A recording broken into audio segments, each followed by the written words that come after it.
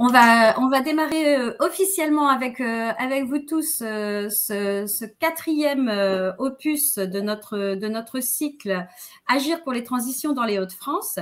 Alors, cette démarche vous est proposée par la DREAL des Hauts-de-France, la DDTM du Nord et le CVRH d'Arras.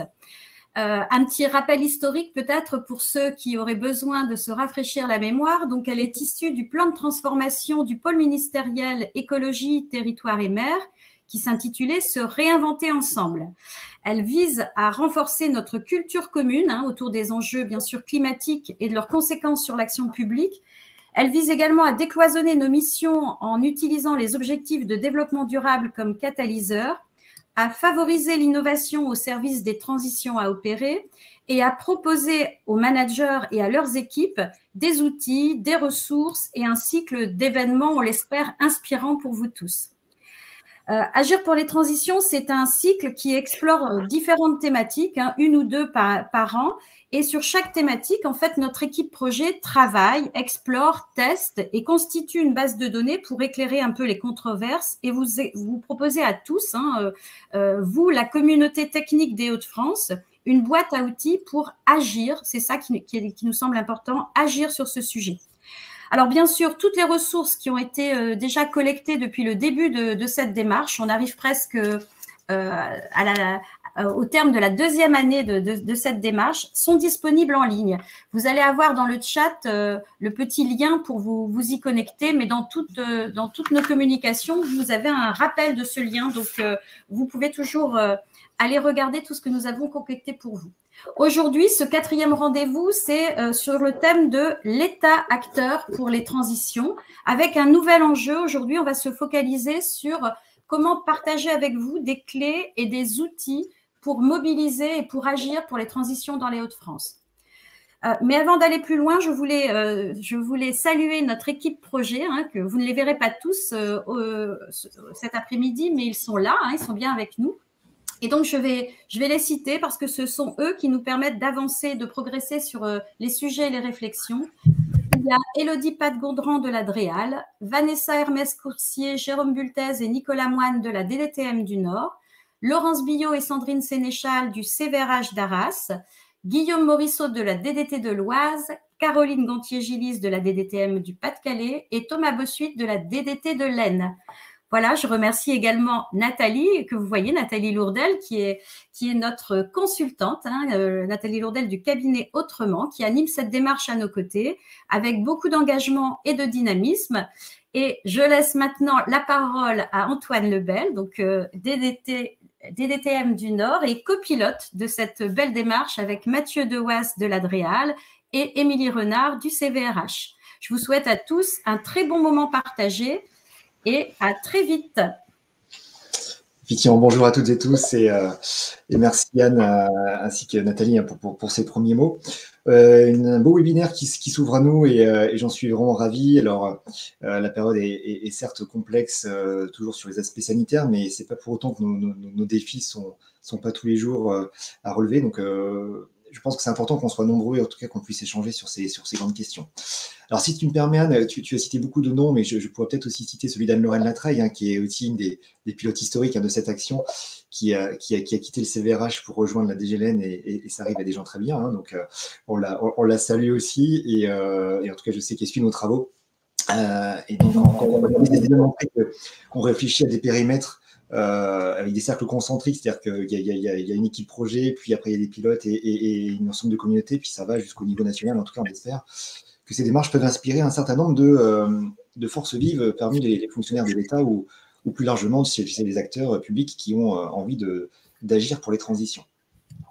Moi, j'ai quelques mots à dire parce que pour compléter cette phase d'introduction, c'est-à-dire que on est évidemment sur une logique d'État acteur et d'État qui porte des actions qui ont un impact dans les territoires. C'est un sujet difficile et c'est pour ça qu'aujourd'hui, on voulait prendre le temps, déjà avec l'exemple d'un des projets qui sera présenté aussi par Nicolas Legendin, que je salue, qui est à la DDTM du Nord aussi, qui vous expliquera du coup comment en pratique on a pu procéder sur une action. Mais l'idée, c'est vraiment de s'outiller, de disposer des clés, des outils pour toucher nos cibles Parce qu'en fait, un discours, il est intéressant que s'il porte, s'il est entendu et que si du coup, il génère après du mouvement chez les interlocuteurs. Donc, on est dans un contexte assez complexe où les sujets sont difficiles à appréhender. On a beaucoup d'informations, des fois des contre-informations. Donc, il y a vraiment un contexte qui nécessite de voir clair. Et je pense que nous, communauté technique, comme le disait Anne, au sens large, parce qu'il n'y a pas que les acteurs de l'État qui sont responsables de ça, avons du coup notre mot à dire pour essayer de simplifier les choses, mais c'est pas pour leur rendre les choses simplistes, c'est vraiment pour essayer de donner de la clarté justement dans ces messages. Donc tout ça, il faut qu'on sache comment on s'adresse à nos interlocuteurs, comment on joue un peu dans notre sphère et comment on peut arriver à porter des messages qui sont entendus. Alors peut-être trois points qui me paraissaient importants de partager en introduction, c'est d'une part, je pense que ces questions de transition, c'est évidemment, on l'a dit dans les précédents webinaires, c'est une question d'urgence, c'est une question de nécessité absolue. Mais je pense que c'est aussi une question de responsabilité des acteurs publics. Je pense qu'on est vraiment en responsabilité sur ces sujets-là et on doit prendre notre part dans cette aventure. Et pour prendre cette part, effectivement, il faut qu'on puisse coller au contexte dans lequel nous sommes, être au plus près des réalités et s'adapter effectivement au jeu d'acteurs dans lequel nous sommes. Donc, trouver une cohérence d'ensemble, et en même temps s'adapter au contexte, c'est vraiment un des premiers sujets. C'est pour ça qu'on va pouvoir regarder en termes d'outils comment tout ça peut se matérialiser. Le deuxième point qui me paraît important de partager, c'est cette notion de coopération. C'est-à-dire qu'encore une fois, on parle de communauté, on ne la définit pas très clairement parce qu'elle est assez large. La communauté des gens qui vont pouvoir jouer sur ces questions de transition. Donc il faut qu'on coopère parce que, comme je le disais tout à l'heure, les sujets sont complexes, les informations sont difficiles à appréhender, et donc des expertises sont à mobiliser et à croiser. Donc de la coopération et de la coopération encore. C'est très important pour moi, en tout cas d'insister sur ces sujets-là. Et le dernier point, c'est la question de la temporalité des étapes que nous devons franchir. Si on parlera tout à l'heure bien effectivement des questions des cibles et comment on agit, il y a des étapes à franchir, il y a une temporalité dans chacun des sujets. On a une ambition forte, mais après, il faut qu'on franchisse les étapes les unes après les autres. Et c'est aussi ce qui sera traduit, je pense, dans l'exemple que Nicolas Legenda évoquera. Donc, il faut faire les choses dans l'ordre, avec ambition, avec persévérance, mais encore une fois, en franchissant les étapes les unes après les autres. Donc voilà, beaucoup d'éléments qui vont vous être présentés. J'espère que vous apprendrez aussi autant que moi des en tout cas, sachez que nous sommes vraiment très déterminés côté pilote et équipe projet à continuer à pousser cette action et à apporter encore plus de contenu dans nos débats. Et très bon séminaire à tous. Merci beaucoup Antoine. Bonjour à tous et on va démarrer ce webinaire. Il y a plusieurs temps qui sont prévus. Un premier temps, je vous parlais de zone d'accroche, comment mieux mobiliser pour être plus efficace. Un deuxième temps avec Nicolas Legenda qui est présent ici, qui va nous parler d'un exemple de projet où la parole de l'État a permis de faire aussi avancer les transitions écologiques et solidaires. Vous pourrez aussi le questionner. Et d'ailleurs, je vous invite à tout instant, dans le volet questions, à poser des questions, parce qu'on est là pour vous, pour partager les éléments. Donc, nous serons présents pour ça. Et un troisième temps où je vous parlerai d'une mobilisation plus globale, intégrative, avec une approche tête, cœur, corps. Et voilà pour le déroulement de cet atelier. Donc, on est parti ? Donc, agir pour les transitions dans les Hauts-de-France, notre volonté, comme ça a été souligné, c'est de coopérer pour favoriser l'innovation, la mobilisation pour les transitions écologiques et solidaires. Et ce qu'on vous propose, c'est de démarrer avec une clé. Alors, bien sûr, les clés, c'est utile, ça ne s'applique pas toujours, mais c'est intéressant d'avoir des clés parce que parfois, sur les sujets de transition écologique, on a un problème à faire passer les messages. C'est-à-dire qu'on a un message de transition écologique, quel qu'il soit, si c'est diminuer l'étalement urbain ou préserver la biodiversité ou promouvoir d'autres formes d'énergie. Il y a un message clé en tant que porteur de l'État ou en tant que porteur de ces messages écologiques. Et parfois, face à l'interlocuteur en face, on a une opposition. Et deux flèches qui se rencontrent, mais qui sont plutôt en argument contre argument. Et ça, souvent, ça ne fait pas forcément avancer les débats parce que est-ce que vous avez déjà, vous, radicalement changé d'avis quand on vous propose les arguments opposés à ce que vous croyez vraiment ? Souvent, c'est non. Donc, du coup, on s'aperçoit que des arguments qui sont trop opposés à le positionnement ou l'avis de l'interlocuteur, ça ne fait pas forcément avancer le débat. Donc toute la question, elle est finalement de trouver une zone d'accroche. Ça veut dire quoi? Ça veut dire que au lieu de donner la totalité de votre message sur la transition écologique, l'avenir planétaire, le climat, vous transposez à vos sujets, hein, c'est de vous poser la question, par quoi je démarre? Quelle est la zone commune, si vous préférez, entre le projet de mon interlocuteur ou les préoccupations de mon interlocuteur et moi, les messages ou les thématiques que j'ai envie d'aborder. Donc clairement, vous devez trouver cette zone d'accroche en priorité, parce que si vous commencez avec des éléments qui sont complètement à gauche, c'est-à-dire qui sont purement dans de la transition écologique et très éloignés de votre interlocuteur, il y a peu de chances que ça accroche. Donc finalement, le message derrière ce schéma, c'est de vous dire, quand vous devez mobiliser, préoccupez-vous de votre interlocuteur.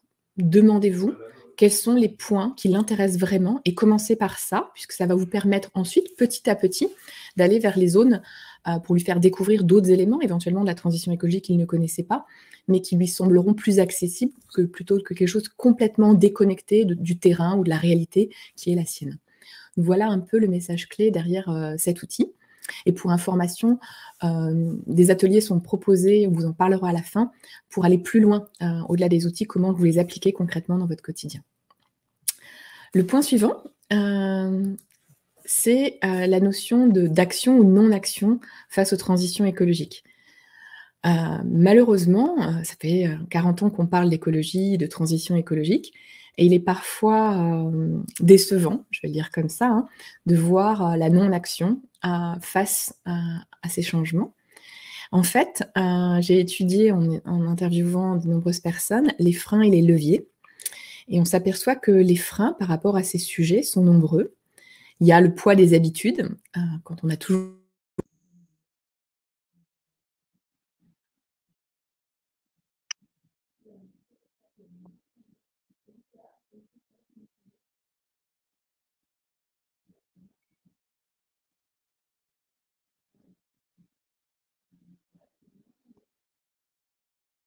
Non, il y a un problème micro. Est-ce que là, vous m'entendez? Oui, désolée, il y a eu une petite coupure son, je m'en excuse. Donc, j'étais en train de vous parler des freins et des leviers. Donc, malheureusement, les freins pour agir pour les transitions écologiques sont assez nombreux. Il y a le poids des habitudes. Quand on a toujours fait d'une certaine manière, changer peut paraître difficile. Il y a les contraintes aussi. Parfois, ça impose des coûts, des contraintes réglementaires d'évoluer vers les transitions écologiques. Il y a l'effort nécessaire. Et il y a aussi parfois, et vous le rencontrez sûrement sur les projets que vous menez, une opposition ferme et forte face au changement. Donc vous voyez, tous ces freins font peser la balance du côté non-action, ce qui explique peut-être que les transitions ne vont pas aussi vite que ce qu'on souhaiterait parfois. Et si on regarde les motivations, alors il y a aussi des motivations, hein, et parfois les motivations sont équivalentes aux freins, mais si vous regardez bien, la balance n'a pas bougé. Parce qu'en fait, on s'aperçoit que les freins, à quantité égale, je vais le dire comme ça, ont un poids plus élevé. C'est comme si la matière était plus dense que les motivations. Donc, parmi les gens que j'ai interviewés, qui passent à l'action pour les transitions écologiques, en fait, ce qui fait pencher la balance, c'est quand il y a 3 fois plus de motivation que de freins. C'est-à-dire que le levier motivation est nettement supérieur à ce qui bloque au changement. Puisqu'effectivement, le changement, c'est aussi des efforts et des contraintes. Donc, pour pouvoir passer au-dessus de ça, il faut que de l'autre côté de la balance, le poids des motivations soit vraiment présent. Donc, il y a plusieurs éléments, hein. Donc, si vous devez accompagner pour passer à l'action, le sens, c'est-à-dire le sens donné à l'orientation du projet. Est-ce que je pense aux générations futures? Est-ce que je pense à préserver mon territoire? Est-ce que je pense à l'économie sociale ou à l'emploi local pour mon territoire? Ça peut être un sens fort qui permet de motiver et de faire changer les paramètres. L'impact aussi, parce qu'en fait, c'est le fameux petit goutte d'eau dans la mer. Si j'ai l'impression que mon action, elle est toute petite au regard des enjeux, et qu'elle n'a pas forcément d'impact, je vais être moins motivée. Si j'arrive à mesurer l'impact, à T0, j'en suis là, avec l'action écologique que je suis en train de mener, ça va avoir tel impact, c'est mesurable, c'est quantifiable, c'est identifiable. Je vais renforcer mon souhait, ma motivation à agir. L'intérêt de l'action, alors on n'a pas tous les mêmes sensibilités, les mêmes valeurs, je vais le dire comme ça. Il y a des gens qui sont très sensibles à la nature, à la biodiversité, et d'autres moins. Donc ça veut dire quoi? Ça veut dire que dans les actions que vous menez, si on doit protéger la biodiversité, par exemple, ça sera très valorisant, il y aura un vrai intérêt pour l'action qui est menée pour les gens qui sont connectés à ces valeurs et beaucoup moins pour les autres. Ça veut dire quoi? Ça veut dire qu'il ne faut pas forcément vouloir que tout le monde agisse sur tous les projets, mais peut-être cibler les intérêts. On en revient aux préoccupations de votre interlocuteur et voir sur quoi il est plus motivé, parce que c'est ça qui va vraiment faire pencher la balance et favoriser l'action. Voilà pour les éléments. Je vois une question. Oui, vous pourrez récupérer les supports. Nous avons même aussi prévu des petites capsules vidéo. Vous pourrez regarder tous les outils que nous vous proposons. Vous connectez sur le Padlet qui vous a été communiqué un petit peu plus haut dans les questions tout à l'heure par Sandrine. Donc, et vous retrouvez toutes nos ressources. Celles d'aujourd'hui ne sont pas encore en ligne, mais je vous promets, on va les diffuser. Et c'est bien notre but, hein. La coopération pour aller plus loin tous ensemble, pour avancer dans les transitions écologiques. Donc si j'avance, on va regarder concrètement qu'est-ce que ça veut dire faire évoluer, modifier les actions sur le territoire. Et donc là, je vais donner la parole à Nicolas Legenda au sujet des projets qui l'accompagnent. Il est référent requalification urbaine à la DDTM 59. Et Nicolas, je vous laisse la parole peut-être autour de cette première question. Est-ce que vous pouvez nous présenter le projet de plateforme logistique sur lequel vous avez travaillé et que vous avez accompagné? Et après, on creusera un peu pour voir comment la balance a penché du côté transition écologique. À vous la parole. Oui, bonjour à tous. Tout d'abord, merci de l'invitation pour ce témoignage. En fait, effectivement, j'ai travaillé avec La Poste autour d'un projet d'hôtel de logistique urbain, donc à proximité de Lille. Donc, La Poste est venue vers nous pour nous présenter un projet d'un bâtiment logistique de 12 000 m² de plein pied. Sur une parcelle d'environ 35 000 m². Alors de base, c'est un projet qui nous a intéressés parce que le site actuel est constitué de bâtiments vétustes et vacants depuis 2009 déjà. Et donc La Poste venait avec un projet de démolition, donc d'abord désamiantage et démolition, et ensuite reconstruction d'un bâtiment à haute performance énergétique. Donc, contrairement à d'autres projets logistiques qu'on peut voir par ailleurs, ici, il n'était pas question de construire un bâtiment sur des terrains agricoles ou naturels, mais de bien s'inscrire sur un projet sur un sol déjà artificialisé. Donc ici, il y avait 0 artificialisation. Et ensuite, ce site est localisé à proximité de Lille, donc dans la métropole européenne de Lille. Et s'agissant de logistique, il va pouvoir desservir une zone qui est densément peuplée, ce qui va limiter le nombre de camions et donc réduire la pollution atmosphérique. Donc de base, c'est un projet qui nous a intéressés. Néanmoins, on s'est tout de suite demandé comment on pouvait encore l'optimiser au niveau de la densité de l'opération. Donc à la fois au bénéfice de nos enjeux de transition écologique, et puis aussi sans doute par rapport aux intérêts du porteur de projet, notamment intérêts économiques. Donc c'est ce qu'on a réussi à obtenir, c'est que La Poste construise un niveau supplémentaire au-dessus de son bâtiment pour accueillir du stationnement, des équipements de production d'énergie renouvelable et d'autres surfaces d'activité. Très bien, merci. Et du coup, quel levier l'État a mis en œuvre pour mieux accompagner cette transition? Puisque nous, c'est ce qui nous intéresse, les éléments leviers. Est-ce que vous pouvez nous détailler ça? Oui, je pense qu'on a activé 3 leviers. D'abord le levier financier, le levier aussi réglementaire, et puis le levier un peu technique. Donc tout d'abord sur le levier financier, l'État justement cette année, donc c'était en 2021, dans le cadre du plan de relance, avait constitué un fonds pour le recyclage des friches. Donc, c'est pour ça que la Poste est venue vers nous pour présenter son projet. Et puisqu'il constitue de démolition de bâtiments vétustes, puis de la reconstruction ensuite, et en fait a obtenu 773 000 euros pour aider à son opération de démolition-reconstruction. Ensuite, le deuxième levier qu'on a activé, c'est le rappel réglementaire et législatif. C'est-à-dire que dans notre idée de construire un bâtiment supplémentaire, un étage supplémentaire au bâtiment, on s'est appuyé sur un article de loi, la loi énergie-climat que vous devez connaître, de novembre 2019, qui a créé l'obligation d'installation de procédés de production d'énergie renouvelable ou alors de végétalisation sur les toitures pour toutes les nouvelles constructions de plus de 1000 m² d'emprise au sol. Donc le bâtiment a été concerné.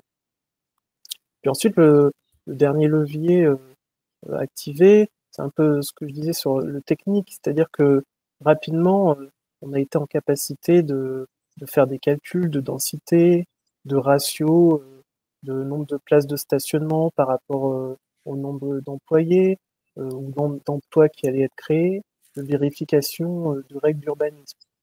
Donc, ces trois leviers mis ensemble ont permis de rationaliser le discours, l'inscrire dans une réalité, le rendre concret et entendable par le porteur de projet.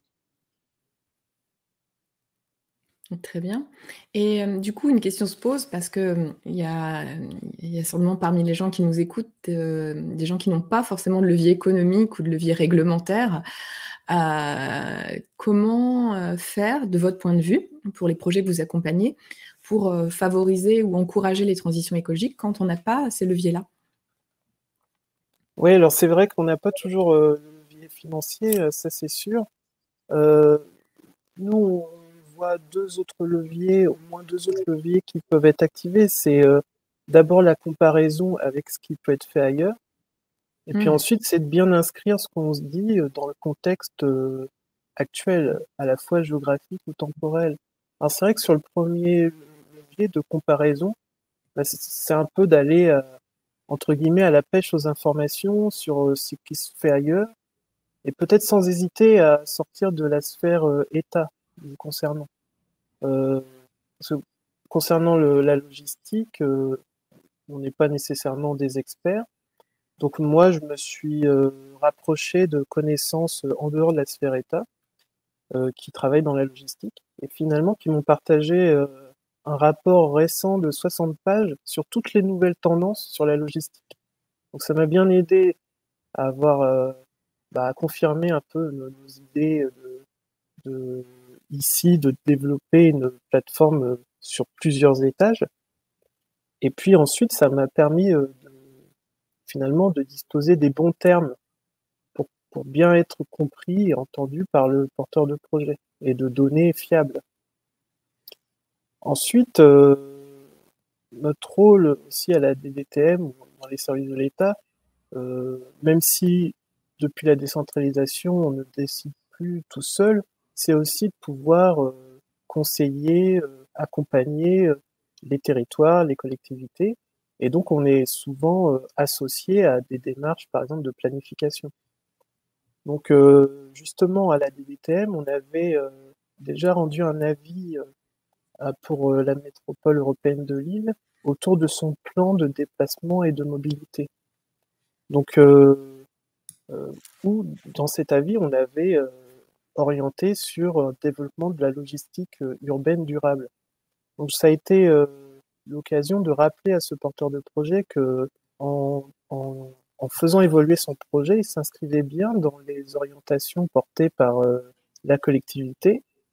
Donc là, on a apporté de l'information directement au porteur de projet. C'est même une plus-value d'agréger des informations de différentes sources, de différentes thématiques, au bénéfice d'un projet particulier, là celui de la logistique urbaine. D'accord. Et dans ce projet-là en particulier, est-ce que vous auriez pu mobiliser les collectivités ou vous auriez pu aller plus loin? Parce que finalement, comme l'a dit Antoine Lebel en introduction, la coopération est une clé. Et comment vous voyez les choses? Ah oui, c'est indispensable, hein, c'est sûr. Effectivement, on aurait pu le faire. Ne pas être que l'intermédiaire entre ce qu'on sait que porte la collectivité et ce que est en train de construire le porteur de projet. Alors ça n'a pas été fait, peut-être faute de temps, mais effectivement, on aurait pu aussi être, le facilitateur, celui qui organise la rencontre entre, la collectivité, le porteur de projet et nous. Très bien. Je rappelle à tous les auditeurs que vous pouvez poser des questions à Nicolas dans le volet questions ou dans le volet chat si vous préférez, mais en tout cas, allez-y. Moi, j'ai une dernière question. Finalement, ce projet, il en est où aujourd'hui et quel est le suivi aussi? Comment vous vous positionnez par rapport au suivi de ce projet?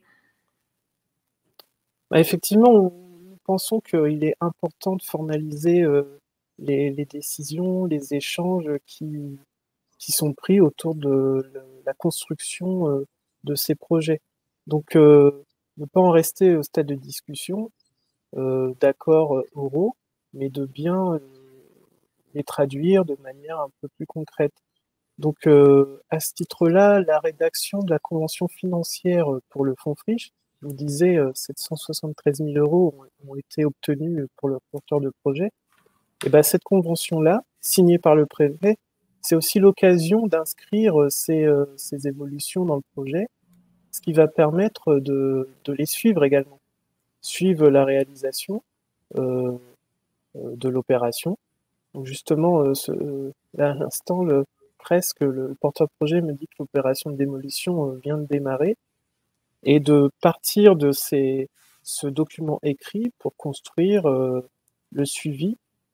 Parce que même si on n'est pas capable peut-être d'être au jour le jour sur l'opération, de pouvoir y être de manière ponctuelle mais régulière sur la base d'engagements écrits et de poursuivre les échanges autour de cette opération. Alors, j'ai une question de Sophie qui dit: est-ce que le projet a apporté une plus-value pour la biodiversité avec moins d'artificialisation et des plantes locales, par exemple, pour les abeilles? Donc, il y a une question biodiversité. Alors, le projet, déjà, il n'y avait pas d'artificialisation. Donc, de ce point de vue-là, c'était déjà une réussite. Concernant les espaces qui étaient conservés en naturel, effectivement, ça peut être un beau sujet de voir quelles espèces le porteur de projet va planter. Et puis, est-ce que ces espaces végétalisés en toiture, finalement, sont l'opportunité d'installer des ruches, par exemple? C'est une bonne question à suivre. Donc, c'est une question à suivre. Donc, on rappelle que le projet, là... Oui, le projet n'en est qu'à son démarrage, là. La démolition va donc commencer et en parallèle, le projet de construction est en cours d'établissement. Oui, mais cette notion de suivi et d'impact, c'est ce que j'évoquais tout à l'heure, hein. Ce qui mobilise aussi pour agir, c'est voir l'impact positif des choix. Même si ça coûte plus cher, je donne cet exemple de mettre des toitures végétalisées, mais si on a de la biodiversité qui est mesurable ou des choses qui sont quantifiables en termes d'économie d'énergie, par exemple, ça permet de plus motiver à passer à l'action. Et ça, c'est important aussi d'avoir un suivi, de mesurer ce que ça apporte. Alors, il y a Marie qui pose une question. Est-ce qu'il y a un réemploi des matériaux suite à la démolition? Oui, c'est vrai aussi. Il y a ce volet-là qui était déjà dans la candidature du porteur de projet. Donc, bon, je suis pas revenu dessus, mais c'est effectivement très important et c'est quelque chose qui est déjà mis en œuvre. Ok. Moi, j'ai une question peut-être en prenant de la hauteur sur les différents projets que vous accompagnez, Nicolas. sur ceux où vous voyez une évolution, j'ai envie de dire, d'un projet qui ne prenait pas vraiment en compte l'aspect écologique et ceux qui évoluent le plus, ceux où il y a le delta le plus important. Vous, de votre point de vue, c'est quoi les clés qui ont permis cette évolution des projets que vous avez eu l'occasion de suivre? Je dirais que la clé, c'est d'être là au bon moment, au bon endroit. C'est sûr qu'on peut pas faire réussir sur tous les projets parce que parfois il manque une brique pour le faire avancer. Euh, donc l'idée, c'est de garder le projet un peu en suivi, de manière peut-être plus éloignée, parce qu'à un moment, les choses vont sûrement se réaligner. Donc je dirais que les projets qui ont peut-être le mieux réussi, c'est ceux-là, c'est ceux où on a apporté des ingrédients au fur et à mesure et qui, petit à petit, bah, voilà, ont été pris en compte par le porteur de projet pour être intégrés dans le projet.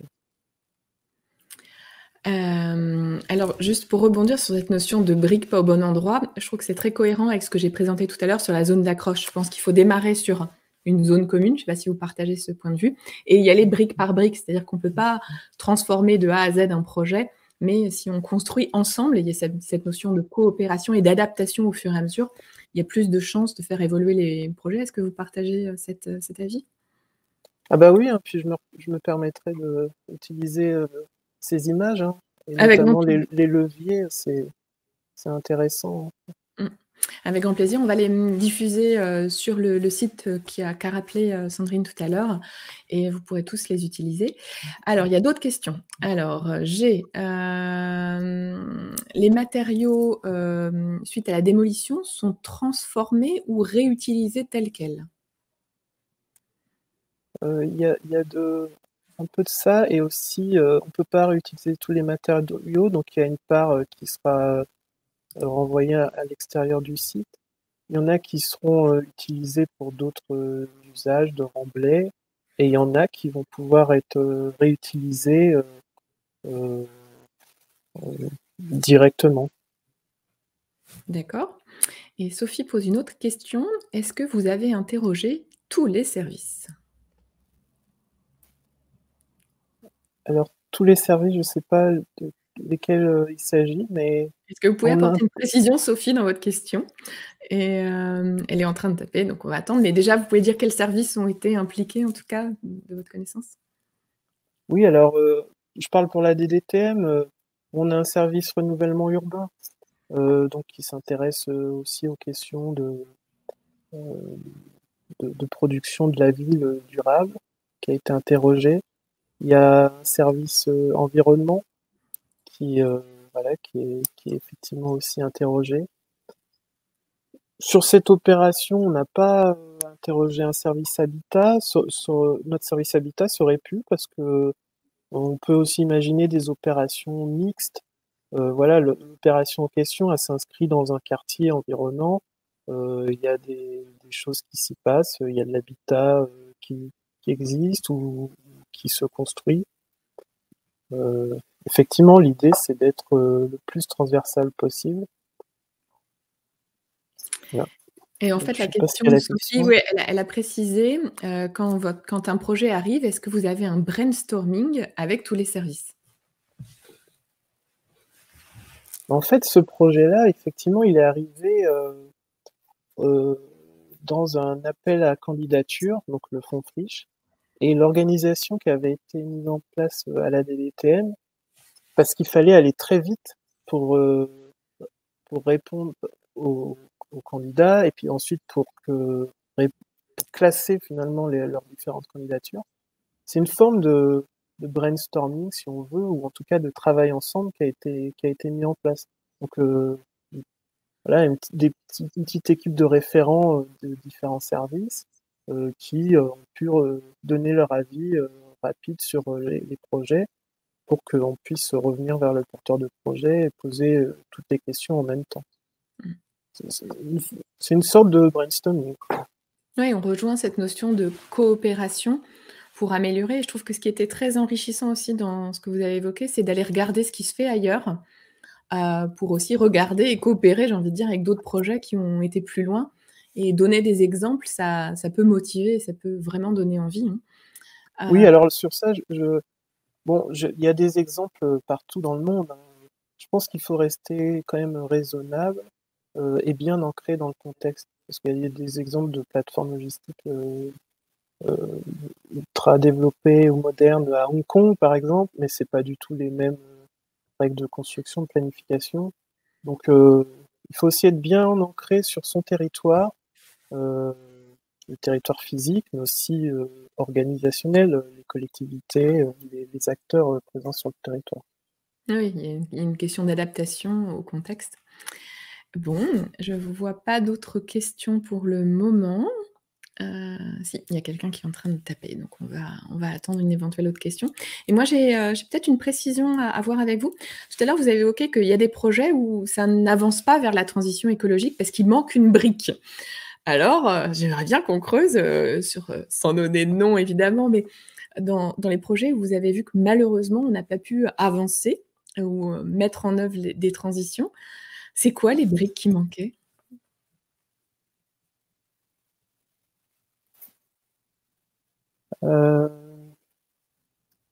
Parfois, c'est quand même une brique financière. Et là, ça peut être difficile. On a beau avoir fait le tour du plan de financement, essayer de mobiliser d'autres partenariats, revoir le projet, essayer de nouveaux matériaux ou une nouvelle organisation du projet, ça reste difficile à équilibrer. D'accord. Donc la brique financière, elle est parfois... Est-ce que vous voyez d'autres types de briques? Parce que il y a Mélanie qui pose une question sur les blocages. Est-ce que parfois il y a des blocages initiaux qui ont pu être levés? Ah bah oui, et bah on suit beaucoup de projets, hein, donc Et donc comment vous avez, de votre point de vue, levé ces blocages initiaux parfois? Est-ce que vous avez des exemples à partager? bah, j'ai l'exemple d'opérateurs auxquels on n'avait pas pensé à mettre autour de la table, peuvent avoir une réponse technique qu'on n'envisageait pas. Mmh. Et, et que grâce à eux, finalement, il y a une autre façon de voir les choses. Et puis, donc de manière un peu itérative, a permis de trouver une solution voilà, en termes d'organisation, par exemple. D'accord. Donc le côté itératif et progressif et le côté, coopérer avec tout le monde. Et une autre partie de la question de Mélanie, c'est, est-ce que vous avez, utilisé cette fameuse zone d'accroche avec les porteurs de projets? Ou est-ce que vous avez, identifié vraiment le point de départ qui permet l'accroche, qui permet ensuite d'aller plus loin? Là, sur cet exemple, on a d'abord pensé à l'économie, que finalement, de permettre aux porteurs de pouvoir développer plus de surface, sans doute, serait bénéfique d'un point de vue économique pour lui. Bon, il s'est avéré que le porteur, une fois qu'on lui avait déjà présenté cet argument, n'était pas fermé aux arguments de transition énergétique.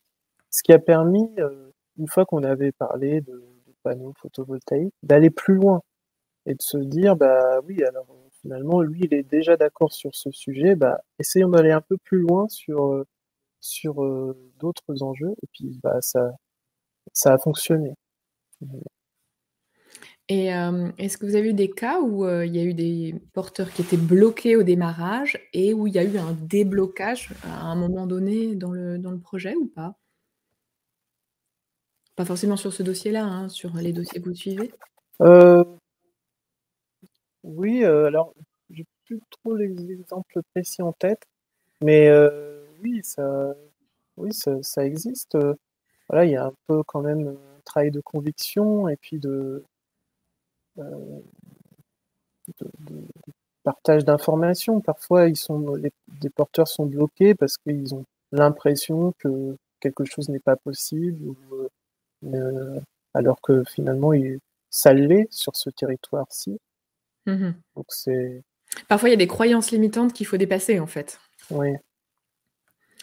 Et du coup, est-ce que vous identifiez encore des limites? C'est une question de Maxime. Alors je ne sais pas s'il parle de ce projet en particulier, peut-être, puisqu'il dit: «Aujourd'hui, identifiez-vous encore des limites?» Bah, on ne sait jamais hein, ce qui peut se passer, un blocage financier ou réglementaire, donc c'est d'où l'importance du suivi. D'accord. Pour le moment, j'identifie pas de limite, mais je reste vigilant sur parce que l'opération n'est pas encore complètement bouclée, donc on ne sait jamais. En fait, Maxime précise qu'il se pose la question d'identifier les marges de progression, mais si je comprends bien dans votre réponse, il y a toujours des marges de progression et d'où le suivi en permanence, c'est ça? Oui, c'est ça. Donc, s'adapter en continu. Et Brigitte pose la question du blocage financier était-il pas étudié à la base? Sur le projet que j'évoquais? Oui. Ouais. Bah, c'est vrai que parfois, les porteurs viennent nous voir en disant: «Bah, il nous manque tant pour, faire, le projet». Ce qui ne veut pas dire que, il faut pas réinterroger le projet qu'ils ont en tête. Mmh. Donc voilà, ça peut être étudié en amont, mais c'est pas pour ça qu'il faut pas se réinterroger au global. Finalement, je pense qu'à travers vos messages, c'est se réinterroger en permanence sur comment améliorer le projet, comment faire un petit pas plus loin, quel que soit ce qu'il se passe, c'est ça? Oui, c'est ça. Bien comprendre le projet, l'inscrire dans son territoire, le contexte, et puis avancer, petit à petit. Bon, eh bah, ça me paraît un mot de la fin, particulièrement positif et encourageant. Je ne vois pas d'autres questions pour le moment. Mais en tout cas, merci beaucoup. Je ne sais pas si vous voulez ajouter ah si, je vois une question de Guillaume. On voit de nombreux projets de ce type dans nos départements, avec des pérennisations du fonds friche. Voyez-vous des acteurs extérieurs qu'il faudrait associer pour favoriser la réalisation de ce type de projet et les améliorer? Bah, moi, je trouverais intéressant qu'on travaille, qu'on réussisse à travailler avec, les acteurs de la logistique, type Amazon ou autres. Et finalement, qu'on ne voit pas trop, qui ont leur propre stratégie, heu et or qui ont des impacts importants sur, bah, nos territoires ou ou leur fonctionnement. Voilà. Sur la logistique, je verrais ce type d'acteur, essayer Et je de pense mettre que dans le partenariat.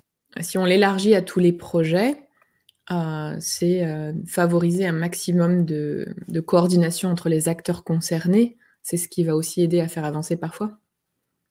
Oui et puis les acteurs, qu'ils soient publics ou privés. Mmh. C'est vrai que c'est pas forcément facile.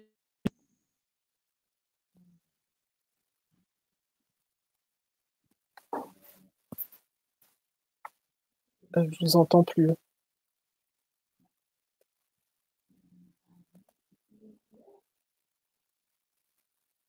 Ah, Ah, c'est bon. désolée, j'ai un petit problème de micro aujourd'hui, je sais pas ce qui se passe. Donc, question de Brigitte. Sur la logistique, est-ce que c'est l'État qui décide du choix? Bah, je pense pas, non. L'État donne des avis, mais l'État ne décide pas de tout, non plus. Il est plutôt là pour impulser et proposer des améliorations de projets vers les transitions écologiques comme vous nous l'avez, présenté. Bon, du coup, je ne vois pas d'autres questions. Vraiment un grand merci à Nicolas pour, cet éclairage, pour votre partage d'expérience. Est-ce que vous avez quelques mots à dire en conclusion, de votre expérience? Qu'est-ce que devraient retenir les gens qui nous écoutent et qui ont envie de faire avancer les projets de transition écologique? Bah, ce que je retiens plus, c'est ce partage finalement, ça voilà, je pense que les uns les autres, on a suivi des opérations, il y a eu des blocages, il y a eu des avancées. C'est intéressant de pouvoir, se les partager, et puis, apprendre, tous ensemble. Eh bien, merci beaucoup pour ce message positif et constructif. Travaillons ensemble pour faire avancer. Et c'est aussi l'état d'esprit d'agir pour les transitions écologiques. Faisons ensemble, partageons des idées, des exemples pour se donner des idées, rebondir les uns sur les autres et aller plus loin. Eh bien, merci à vous. Merci à vous. Et bonne continuation pour faire avancer vos projets. Et Merci. vous avez aussi des merci dans le chat de personnes qui vous remercient de votre témoignage. Je vous en prie. Bonne fin de séminaire. Merci. Du coup, pour continuer sur cette notion d'agir pour les transitions, je vous propose d'avancer un peu avec d'autres clés de mobilisation. Alors, mobiliser, c'est favoriser une approche globale, parce que pour passer à l'action, on voit bien qu'il y a des éléments intellectuels, mais il y a aussi des éléments émotionnels, le cœur et le passage à l'action, le comportement. Du coup, tout compte en fait. Et je vous propose qu'on regarde un peu cette approche tête, cœur, corps pour mieux engager les projets vers des transitions. Alors souvent, on se dit que si les acteurs ne passent pas à l'action, c'est qu'ils ne sont pas assez sensibles au sujet écologique. Donc on voit bien que dans les médias, dans tous les projets, on essaie de donner des informations, des connaissances pour voir pourquoi il faut préserver la biodiversité, pourquoi il faut limiter l'impact CO2, le climat et le reste. Donc là, on donne des éléments qui sont évalués intellectuellement en fait. Donc c'est important, puisque s'il n'y a pas d'arguments, s'il n'y a pas d'éléments chiffrés, analytiques, j'ai envie de dire, on va peu mobiliser. Mais en fait, ça ne suffit pas. Parce que vous pouvez avoir les meilleurs arguments techniques ou intellectuels du monde. On voit bien que sur le climat, il y a des fois, les sujets ne prennent pas les bonnes tournures ou les bonnes décisions. On le voit malheureusement tous les jours en politique et même sur les décisions locales. Donc du coup, je vous invite à ce qu'on réfléchisse ensemble sur le volet émotionnel. Pourquoi ? Parce que la racine latine d'émotion, c'est mettre en mouvement. Et en fait, on s'aperçoit que dans la vie de tous les jours, ou même dans le neuromarketing, ce qui fait agir, c'est souvent l'émotionnel, l'impulsion, le côté moins rationnel, mais qui donne envie d'agir. Donc si on le retranspose sur les sujets qui nous concernent, en fait, si on lie des émotions avec des faits sur les transitions écologiques, ça a beaucoup plus d'impact. Et l'impact émotionnel, ça peut être différent, hein, l'urgence climatique, la raréfaction des ressources, des poissons par exemple, ou la raréfaction des ressources, la disparition de certains animaux. J'ai mis le symbole du panda parce que de nombreuses personnes très actives dans les transitions écologiques, en fait, sont mobilisées par l'émotionnel, par leur souhait de préserver la nature ou par leur écœurement parfois face aux dégradations de la planète ou face aux enjeux pour les générations futures. On voit que pour certaines personnes, le volet valeur, le volet émotion va mobiliser ou va faire passer à l'action de façon bien plus forte. Alors, l'émotion qui met en mouvement, ça veut dire quoi ? Ça veut dire que si vous voulez, vous, avoir plus d'impact auprès de vos interlocuteurs, trouvez ce qui touche émotionnellement par rapport à vos interlocuteurs, identifiez les leviers de motivation par du questionnement, par exemple, à partir des valeurs qui sont prônées dans un projet, regardez comment mettre encore plus en cohérence, aller encore plus loin sur ces valeurs dans l'économie d'énergie et l'économie d'argent, si c'est la clé qui est menée. Voyez comment les projets de transition énergétique vont faire économiser à long terme, finalement, et donc peuvent être un investissement utile si on regarde plus globalement le projet. Donc là, c'est augmenter les perspectives temporelles, par exemple, dans la façon dont vous étudiez le projet avec vos interlocuteurs, leur ouvrir des portes auxquelles ils n'ont pas forcément eu accès. Et donc, clairement, s'appuyer sur les émotions, c'est trouver des clés motivationnelles plus puissantes, plus efficaces, parce que contrairement à ce qu'on dit, l'homme au sens être humain, n'est pas purement rationnel, il est souvent bien plus émotionnel que rationnel dans les choix qu'il fait au quotidien et même dans les choix d'importance sur des décisions de projet. Donc, pour mettre en mouvement sur les émotions, la seule façon de savoir, c'est de questionner, puisque vous ne pouvez pas deviner ou présupposer ce que l'autre a comme valeur. Le plus important, c'est de questionner, d'écouter, de mettre en mouvement sous cette forme-là. Et l'idée de passer à l'action, ça va être plus concrètement, si on dit qu'il faut économiser l'énergie ou diminuer le CO2 rejeté dans l'atmosphère, concrètement, ça ne parle pas, ni à vous, ni à moi, ni aux porteurs de projets, souvent, parce qu'on ne voit pas le lien entre le CO2, la planète et l'action, ce que je vais faire demain. Donc, du coup, si on veut renforcer le passage à l'action, il faut cibler et articuler les messages qu'on a à faire sur pourquoi agir. C'est-à-dire, au nom de quoi je vais faire un effort où mon projet va être plus long à mettre en place parce que je vais refaire une étude thermique, par exemple, ou je vais reconsidérer de faire un nouvel étage, comme dans l'exemple du projet qui nous était amené. Pourquoi et qu'est-ce que ça m'amène si je m'engage vers ce projet de transition? Peut-être un autre volet qu'on a déjà bien évoqué, c'est quel va être l'impact de mon action. Concrètement, si je fais un deuxième étage, qu'est-ce que ça apporte à moi, aux partenaires, à la collectivité, aux autres acteurs du territoire? Qu'est-ce que ça apporte sur le long terme? Quel gain j'ai à avoir en court terme, moyen terme, long terme? Et puis, pour vraiment passer à l'action, souvent, il faut comme un escalier, des petites marches, des étapes. Par quoi je commence? Parce que face au volet administratif ou au volet financier qui va s'imposer si on veut changer le projet, il faut aussi qu'on me facilite l'action. Comment je dois agir? Qu'est-ce qui va concrètement être utile, pas à pas, pour avancer dans la bonne direction et pour être sûr que mon projet démarre bien? Et ce qui renforce souvent et ce qui fait que les projets qui sont engagés vers une transition écologique perdurent, c'est qu'il y a une cohérence entre les actions qui sont menées, prendre le temps de faire une étude d'impact, par exemple, et l'émotion de départ, se dire le territoire, on doit préserver la biodiversité ou on doit préserver les espaces verts sur cet espace, et ce que je pensais au départ. Donc, plus on est en cohérence entre l'idée de départ, les émotions, les motivations et les actions, plus le projet va continuer et plus on a de chances qu'il n'y ait pas de retour en arrière par rapport au choix de transition écologique. Voilà pour le tête corps-corps. Donc ça veut dire que si vous avez à mobiliser pour les transitions, l'idée c'est que vous positionnez dans cet état d'esprit. Vous êtes là pour ouvrir des fenêtres de possibilités. Un peu comme l'a présenté Nicolas tout à l'heure, en présentant ce que font sur d'autres plateformes logistiques, en présentant des exemples, en présentant des opportunités, en présentant des perspectives. Ça donne aux décideurs, finalement, un choix plus large pour agir à son échelle.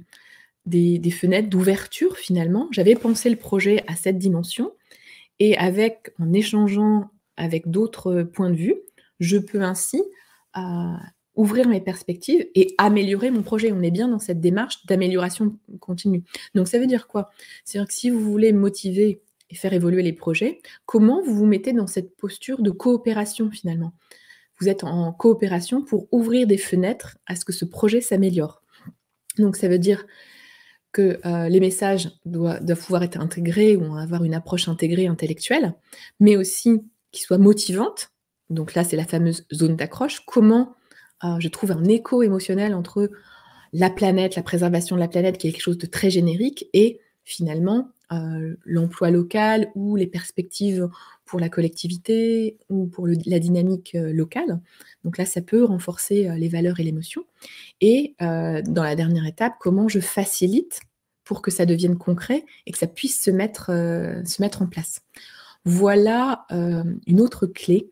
Donc, pensez vos réunions, vos présentations comme des fenêtres. Comment vous ouvrez des possibilités aux autres. Comment vous ne basez pas sur uniquement des critères rationnels, intellectuels, mais aussi sur des éléments qui touchent aux valeurs et qui soient aussi très concrets. Et j'ai même envie de dire, il ne faut pas commencer par le concret, parce que si on commence par uniquement, il va falloir faire ça, ça, ça et ça, on peut voir la montagne à gravir. Comment je commence plutôt par la motivation émotionnelle et la connexion intellectuelle avant de passer au quoi, comment je le fais concrètement. Donc, centré sur le pourquoi ça aura une importance clé de faire évoluer mon projet, puis commencer à débattre sur les contraintes, les éléments concrets qui peuvent se mettre en œuvre. Donc, finalement, le message clé derrière tout ça, c'est favoriser une approche globale, tête, cœur, corps, dans tous les projets que vous menez. Ouvrez les fenêtres de possibilités en liant, en mettant de la cohérence entre ces 3 aspects. Voilà pour l'approche intégrée, pour mieux mobiliser pour l'écologie. Si vous voulez aller plus loin, déjà, je vous invite à me poser des questions, j'y répondrai avec grand plaisir. Et vous pouvez retrouver les supports qui sont présentés là, on va les mettre très rapidement sur ce netboard. Donc du coup, vous retrouvez aussi sur ce support tous les précédents webinaires, toutes les ressources de financement, toutes les ressources pour mobiliser, mais aussi pour agir sur les territoires. Vous allez pouvoir aller plus loin. Et clairement, vous pouvez flasher le flashcode aussi, vous retrouverez directement le site. Et il y a aussi certains des éléments que j'ai évoqués dans mon livre « Réussir sa transition écologique ». Voilà pour ces éléments. Je ne vois pas de questions pour le moment, mais je suis à votre écoute. Et je vois qu'on partage effectivement le TEDx de Simon Sinek qui parle du commencer par le pourquoi pour avoir plus d'impact. Et effectivement, on a prévu aussi, nous, dans nos ateliers, de parler de cette approche du pourquoi avant le comment et le quoi. Et Claire a remis le lien, vous pouvez le copier-coller directement à partir du chat. Donc, si vous voulez aller plus loin, donc la démarche Agir pour les transitions, qui a presque 2 ans maintenant, vous propose plusieurs ressources, donc les fameuses ressources en ligne, le lien netboard qui est dans le chat, des ateliers collaboratifs, les webinaires comme aujourd'hui, qui sont ouverts à tous et qu'on peut regarder même en replay. Et sur les ateliers collaboratifs, nous avons, toute l'équipe va vous proposer 2 prochains ateliers. Je vous les réaffiche, donc qui auront lieu le 22 février. Vous pouvez vous inscrire pour en savoir plus à partir du mail qui vous est affiché en bas. Le premier atelier le matin de 9h30 à 12h30, c'est acquérir des clés et des outils pour mobiliser sur les transitions. Comment favoriser l'action avec une approche innovante et globale, reliée pensée, émotion, action. Donc, c'est à partir de l'outil que je viens de vous présenter. C'est des ateliers pragmatiques pour aussi aller plus loin, réfléchir ensemble, partager aussi de vos expériences. Donc, c'est des ateliers participatifs et collaboratifs. L'après-midi du 22 février, si vous voulez influencer les comportements pour favoriser et faciliter les transitions écologiques, on vous propose de travailler sur les leviers pour changer les intentions, comment faire passer à l'action, mais aussi comment faire évoluer les comportements. Voilà pour les propositions afin d'aller plus loin. Et je vous invite à vous y inscrire. Du coup, nous, ce qui nous intéresse aussi, c'est d'avoir votre avis, puisque ces webinaires, ces ressources vont aller en continuant. On collabore avec vous pour savoir quel serait le plus utile et sur quoi vous souhaiteriez qu'on aille plus loin. Du coup, je vais inviter à la mise en place du sondage. Et Mathieu, si tu veux me rejoindre aussi, afin qu'on puisse aller plus loin dans ce webinaire et recueillir vos avis. Alors, je vois qu'il y a une question d'Antoine. Quelle est la place de la posture coach dans les transitions? Quelle est ton approche sur ce sujet? Quel outil tu l'utilises-tu? Alors, donc, il y a, en tout cas, effectivement, si on parle de posture coach, et quand je dis posture coach, il n'y a pas besoin d'être coach pour avoir une posture coach. De nombreux managers sont dans cette posture d'accompagner. La posture coach, c'est ne pas avoir des réponses toutes faites, c'est questionner pour aller plus loin. C'est questionner les objectifs pour peut-être avoir des objectifs plus ambitieux, questionner le projet et questionner les étapes et permettre aux personnes elles-mêmes de trouver des ressources. Donc pour moi, c'est cette posture d'accompagnant, de facilitateur, un peu comme un copilote qui de temps en temps réinterroge la direction Et donc, voilà pour la posture. Et pour moi, donc moi, j'ai fait un doctorat en pédagogie et développement durable. Je pense que expliquer, c'est important, mais questionner, c'est peut-être la posture la plus stratégique. Si on questionne, donc cette fameuse approche, le cerveau aime les questions. Si je vous dis comment vous pourriez aller plus loin avec nous, a priori, vous êtes déjà en train d'y réfléchir, et ça tombe bien, puisqu'on va vous poser la question dans le sondage. Mais c'est ça, cette idée, c'est d'allumer chez l'autre le questionnement, l'envie de réfléchir. On aime tous réfléchir, partager. Et donc, du coup, j'ai envie de dire, plus vous posez de questions, plus vous avez de chances de créer de la zone d'accroche et de la coopération avec vos interlocuteurs. Donc, écoutez pleinement, être là en écoute des valeurs de l'autre sans jugement. Voilà aussi une autre clé importante. Et accueillir les réponses, même si ce ne sont pas celles que je souhaitais, et voir comment faire ensemble pour faire un pas plus loin, mais un pas à la fois. Voilà pour mon approche sur la question posée par Antoine. Merci à Marie-Aimée. Effectivement, ces clés de zone d'accroche, ces clés d'approche tête-cœur-corps sont transposables sur tout un tas de dossiers. Je l'utilise dans mon école de coaching, évidemment. Donc, dans l'onglet sondage que vous allez retrouver en bas, vous allez pouvoir nous donner aussi votre avis. Donc, j'ai une question sur la référence de mon livre. Donc, je vais le repartager, pour Noémie qui pose la question. Donc, mon livre, il est là. Il s'appelle « Réussir sa transition écologique, se réinventer pour passer à l'action » aux éditions AFNOR. Donc, vous le retrouvez où vous voulez, dans toutes les bonnes librairies et aussi sur Internet. Voilà, j'ai peut-être été un peu vite, pardon, Noémie. Et je vois que Cécile est en train de taper. Et Mathieu, je te laisse aussi me rejoindre pour parler du sondage. Est-ce que tu veux faire une petite introduction avant le sondage ? Oui. Pas forcément. Enfin, c'est juste pour préciser que l'idée pour poursuivre un peu cette démarche qui a été engagée il y a 2 ans, on a pensé que se mettre dans les pas de la loi climat et résilience pouvait la rendre un peu plus concrète et puis parler à l'ensemble des services de l'État et peut-être aussi derrière des collectivités, puisque on est tous maintenant appelés à mettre en œuvre cette loi climat et résilience qui en appellera sûrement d'autres par derrière, puisque c'est toujours par étapes. Donc le sondage qu'on vous propose. Pardon, excuse-moi, avant d'aller sur le sondage, je vois qu'il y a d'autres questions qui arrivent, donc je vais répondre à une question de Cécile et puis après on lancera le sondage, mais gardez en tête qu'on va vous interroger pour l'avenir. Donc Cécile pose une question en disant « Il est difficile d'avoir une posture coach ou facilitateur sur des sujets quand notre posture n'est pas neutre. » Effectivement, je partage complètement cette remarque. C'est-à-dire que finalement, être facilitateur, et c'est aussi la posture de l'État, c'est avoir une forme de neutralité pour faciliter les transitions des projets. Il faut plutôt être neutre. Parce que si je suis militant engagé, je vais avoir une opposition valeur contre valeur. Non, c'est moi qui ai raison, l'avenir planétaire en dépend, il faut interdire les projets de ce type, par exemple. Et donc, du coup, l'autre va camper sur ses positions et ses valeurs. Et du coup, on retrouve le schéma que je montrais en introduction, où les 2 bulles ne se parlent pas, elles s'affrontent, elles s'opposent.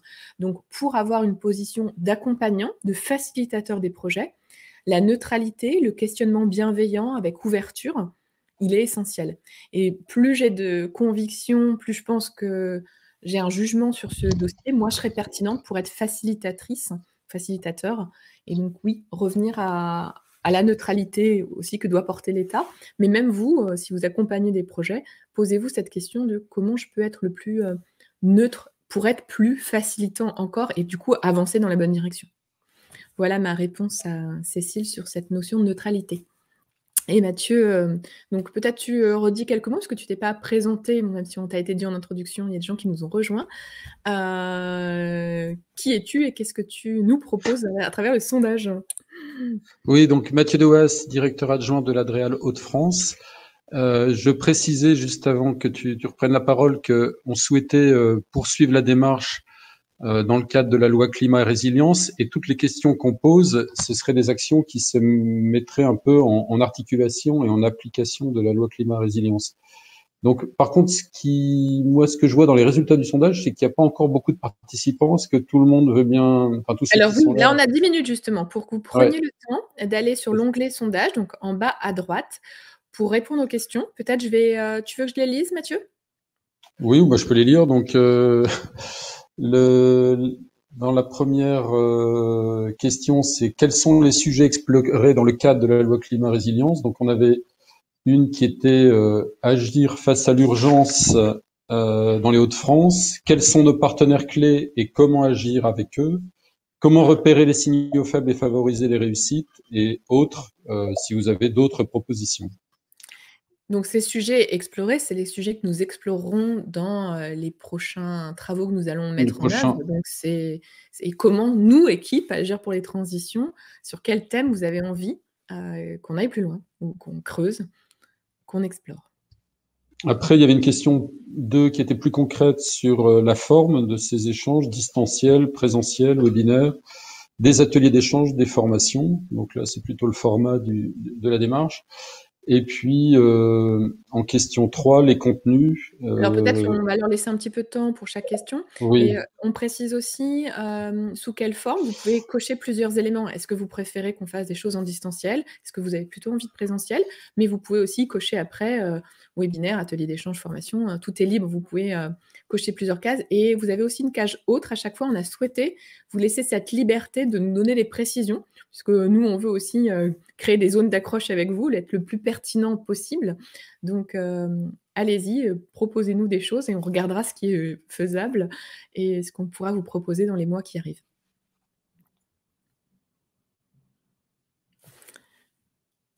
Et je te laisse peut-être poser la dernière question. La dernière question, c'était sur les contenus. Donc, est-ce que vous souhaitez des échanges avec des personnes en responsabilité qui doivent mener des actions de transition, des interventions d'experts, des exemples d'autres territoires, ou bien des échanges de pratiques entre services de l'État, puis encore une possibilité libre. Si vous avez des idées un peu décoiffantes à nous proposer, nous sommes preneurs. Je vois déjà que dans le chat, il y a des gens qui réagissent. Réagissez aussi dans le sondage, parce qu'on va enregistrer les réponses du sondage. Donc là, je peux en profiter pour lire ce qu'il y a dans le chat. Ça nous laisse là un petit peu de temps, Mathieu, pour que les gens répondent, parce qu'on a 50 participants. Là, on attend vos réponses. Donc là, il y a Juliette qui propose des ateliers avec des exemples de projets de transition réussis en France entière, avec l'analyse des leviers mis en œuvre dans le travail de conviction, un peu comme Nicolas l'a fait. Et puis, analyser les projets qui ont échoué. Ça peut être riche d'enseignements également, c'est ce que propose Claire. Donc bon, voilà. Il y a Chantal qui fait référence des détours du CERD, donc du Centre de ressources développement durable des Hauts-de-France, qui sont souvent très très bien faits et qui sont aussi des exemples de transition réussie. Absolument. Bon, alors on vous laisse encore une petite minute pour répondre au sondage, donc dans l'onglet sondage en bas à droite.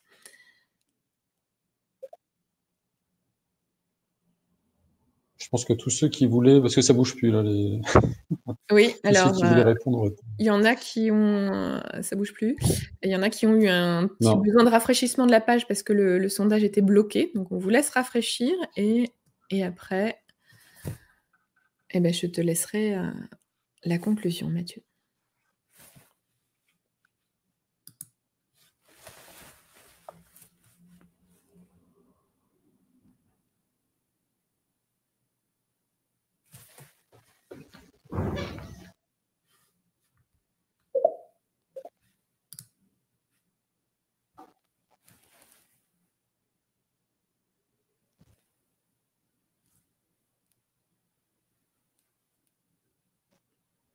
Je vois qu'il y a un sujet autour de la gouvernance qui est proposé aussi par Claire. Une journée d'échange autour de la gouvernance pour travailler sur les points d'accroche et sur une écoute bienveillante.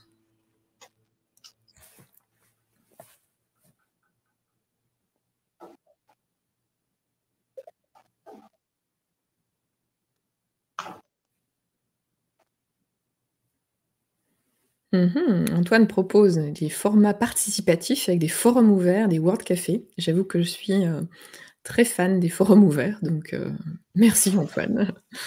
On va y réfléchir. C'est vrai que c'est très dans l'esprit coopératif.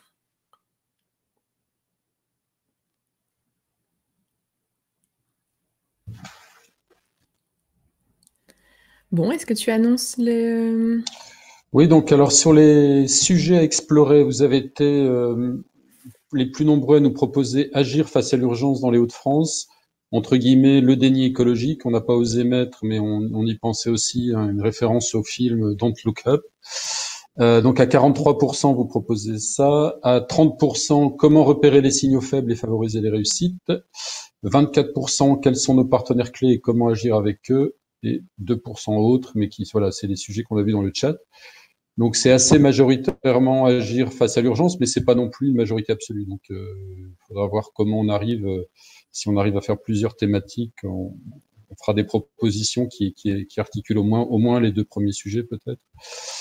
Les formes, donc là c'est plus compliqué parce que c'est partagé presque à égalité entre distanciel, distanciel webinaire. En fait, c'est un peu la même chose. Atelier d'échange, formation et seuls 10 en présentiel. Donc je pense que le format actuel convient bien puisqu'il s'intercale dans la charge de travail et est le plus efficace. Je pense que c'est pour ça. Donc on va sûrement poursuivre sous cette forme-là, mais peut-être qu'un jour on pourra peut-être faire un grand événement tous ensemble qui fera plaisir quand même. Et puis les contenus possibles, ce qui vient, les deux premiers items qui viennent ensemble, c'est des échanges de pratiques entre services de l'État, et puis des échanges, donc 28%, et des échanges avec des personnes en responsabilité qui doivent mener des actions de transition à 28%. Et puis les autres items viennent après, exemple d'autres territoires, intervention d'experts, et puis autres. Donc voilà, on y voit un peu plus clair. On vous remercie beaucoup de nous avoir éclairé un peu sur les axes qu'on va essayer de travailler dans les semaines qui viennent. Sur ce, moi je vous remercie et je vous souhaite une excellente fin de semaine. Merci à tous. Au revoir.